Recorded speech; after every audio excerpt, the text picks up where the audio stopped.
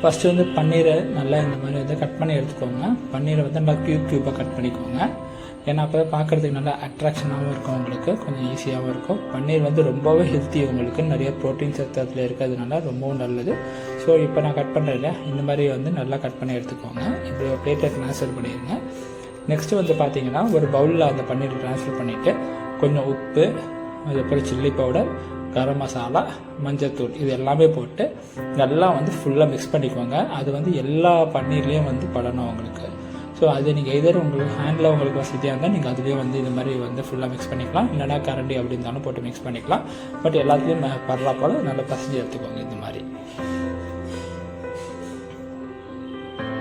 So இப்போ next வந்து பார்த்திங்கன்னா ஒரு பேனை வச்சுக்கோங்க. அந்த பேனில் வந்து நெய்யை ஃபுல்லாக விட்டுட்டு அந்த பன்னீரை வந்து பார்த்திங்கன்னா ஃபுல்லாக ஃப்ரை பண்ணி எடுக்க போகிறோம் உங்களுக்கு. ஏன்னா ஃப்ரை பண்ணால் தான் வந்து பார்த்திங்கன்னா அது உங்களுக்கு நல்லா ஒரு கிறிஸ்பினஸ் உங்களுக்கு வந்து இருக்கும். ஸோ இந்த மாதிரி போட்டு நான் இப்போ வச்சுருக்கேன் இல்லையா, ஸோ பன்னீர் இந்த மாதிரி வந்து ஃபுல்லாக வச்சுருங்க.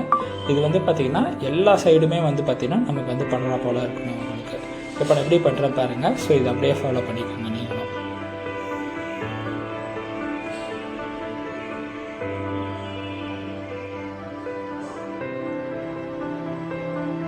இப்போ வந்து பார்த்தீங்கன்னா இப்படி எல்லா சைடையும் இப்படி திருப்பி விட்டுக்கோங்க நீங்கள். ஏன்னா வந்து இப்படி நீங்கள் திருப்பி விட்டங்க அப்படின்னா தான் எல்லா சைடுமே வந்து பார்த்திங்கன்னா உங்களுக்கு நல்லா வேகும். மெயினாக இது உடையாமல் பார்த்துக்கோங்க. பன்னீர் ரொம்ப சாஃப்ட்னால சீக்கிரம் உடைஞ்சிடும். ஸோ அது வந்து உடையாமல் திருப்பி விடுங்க.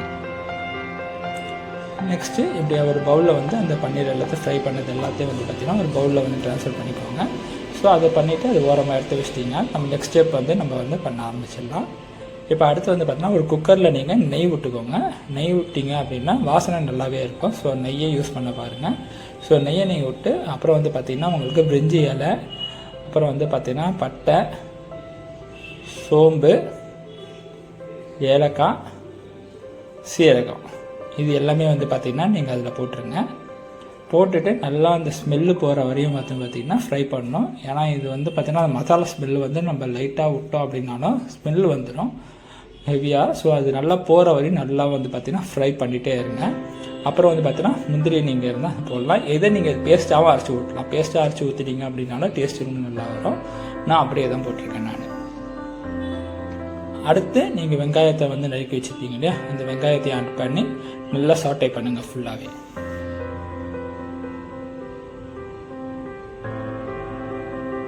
ஸோ இது நல்லா ஸ்மெல்லு போகிற வரையும் நீங்கள் நல்லா சாட்டை பண்ணதுக்கப்புறம் பார்த்தீங்கன்னா பச்சை மிளகா, அது உங்கள் காரத்துக்கு ஏற்ப நீங்கள் போட்டுக்கலாம் உங்களுக்கு. ஸோ நெக்ஸ்ட்டு வந்து பார்த்தீங்க அப்படின்னா தக்காளி இதே மாதிரி எடுத்து நல்லா வந்து ஃப்ரை பண்ணிக்கோங்க. எல்லாமே வந்து பார்த்தீங்கன்னா அந்த பச்சை ஸ்மெல்லு ரா ஸ்மெல்லு போகிற வரையும் ஃப்ரை பண்ணிக்கோங்க நல்லா.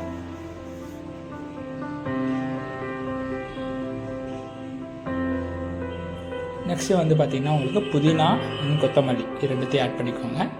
ஸோ இதெல்லாம் வந்து பார்த்தீங்கன்னா நம்ம எக்ஸ்ட்ரா அந்த ஸ்மெல்லு வந்து நல்லாவே வரும் உங்களுக்கு. புதினா ஸ்மெல்லு, கொத்தமல்லி ஸ்மெல்லாம் நல்ல ஒரு அரோமா வந்து கொடுக்கும் நமக்கு.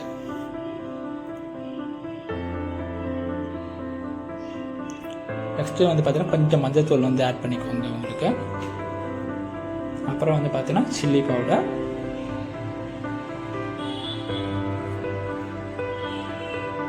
அப்புறம் வந்து பார்த்தீங்கன்னா கரம் மசாலா. இது நீங்கள் ஆல்ரெடி பன்னீரில் ஆட் பண்ணியிருப்பீங்க. ஸோ இப்போ வந்து பார்த்தீங்கன்னா நமக்கு அந்த குழம்பு பதம் வரும் இல்லையா, ஸோ அதுக்கான டேஸ்ட்டையும் நம்ம வந்து இது வந்து ஆட் பண்ணியிருக்கோம். ஆட் பண்ணிவிட்டு மறுபடியும் வந்து நல்லா ஃபுல்லாகவே வந்து சாட்டே பண்ணி விட்டுருங்க. உங்கள் தேவைக்கேற்ப உப்பு உங்களுக்கு எவ்வளோ தேவையோ, கொஞ்சமாக தேவைன்னா கொஞ்சம், இல்லை நல்லா சாப்பிடுவேன் ஓரளவுக்கு அப்படின்னா ஸோ உங்களுக்கு எவ்வளோ தேவையோ அந்த மாதிரி போட்டு நல்லா சாட்டே பண்ணிக்கோங்க ஃபுல்லாகவே. ஸோ பார்த்தீங்கன்னா தெரியும் உங்களுக்கு எவ்வளோ சாட்டே ஆகிருக்குன்ட்டு. ஸோ தயிர் மெயினாக உங்களுக்கு இந்த மாதிரி ரைஸ் அதெல்லாம் பண்ணணுன்னா தயிர் கண்டிப்பாக தேவை. லைட் புளிப்புனஸும் இருக்கும் உங்களுக்கு, அதுதான் டேஸ்ட்டும் தரும். ஸோ தயிர் ஆட் பண்ணிக்கோங்க நீங்கள். நெக்ஸ்ட்டு வந்து பார்த்தீங்கன்னா நம்ம நல்லா ஃப்ரை பண்ணி வச்சோம் இல்லையா, ஸோ அந்த பன்னீர் எல்லாத்தையும் வந்து போட்டுருங்க நீங்கள் அதுலேயே. போட்டுட்டு அந்த பன்னீர் உடையாமல் வந்து கிளறணும் நீங்கள். மெயின் இதில் தான் நீங்கள் கான்சன்ட்ரேட் பண்ண வேண்டியது அந்த இடம் தான். அப்புறம் வந்து பார்த்தீங்கன்னா அரிசி. ஸோ அரிசி பாஸ்மதி ரைஸில் பண்ணிங்க அப்படின்னா எக்ஸ்ட்ரா டேஸ்ட் தரும் உங்களுக்கு. பார்க்குறதுக்கும் நல்லா ஒரு அட்ராக்ஷனாக அப்பீடைசிங்காக இருக்கும். ஸோ அதை போட்டு நல்லா இதே போல், பட் வந்து அது ஞாபகம் வச்சுக்கோங்க, பன்னீர் மட்டும் உடையக்கூடாது. அப்புறம் தண்ணி உங்களுக்கு. ஸோ நீங்கள் எவ்வளோ அரிசி எடுக்கிறீங்களோ ஸோ அதை பேஸ் பண்ணி தண்ணி மோஸ்ட்லி உங்களுக்கு தெரிஞ்சிருக்கும். ஸோ தண்ணி அதை பேஸ் பண்ணி நீங்கள் வந்து எடுத்துக்கோங்க உங்களுக்கு அளவு யூஸ் பண்ணி. போட்டுட்டு நல்லா இது பண்ணிட்டு குக்கரை வந்து பார்த்திங்கன்னா இப்படி மூடிடுங்க. உங்களுக்கு நல்லா வந்து அது கொஞ்சம் குக்கர் வந்து ஆறுனதுக்கப்புறம் உங்களுக்கு ஓப்பன் பண்ணி பார்த்தீங்க அப்படின்னா நல்ல விசில்லாம் வந்ததுக்கப்புறம் உங்களுக்கு வந்து பார்த்திங்கன்னா அந்த சுவையான பன்னீர் ஃப்ரைட் ரைஸ் ரெடியாக இருக்கும்.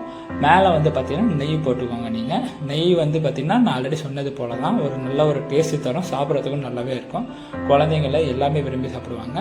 ஸோ பண்ணிவிட்டு நீங்கள் வந்து பார்த்திங்கன்னா நல்ல ஒரு பிளேட்டில் ட்ரான்ஸ்ஃபர் பண்ணிவிட்டு நீங்கள் வந்து சூடாக ஹாட்டாக சர்வ் பண்ணிங்க அப்படின்னா உங்களுக்கு சுவையான பன்னீர் ஃப்ரைட் ரைஸ் ரெடியாக இருக்கும். கண்டிப்பாக இந்த வீடியோ பிடிச்சிருக்குன்னு நினைக்கிறேன். ட்ரை பண்ணி பார்த்துட்டு எப்படி இருக்குன்னு சொல்லுங்கள். தேங்க்யூ.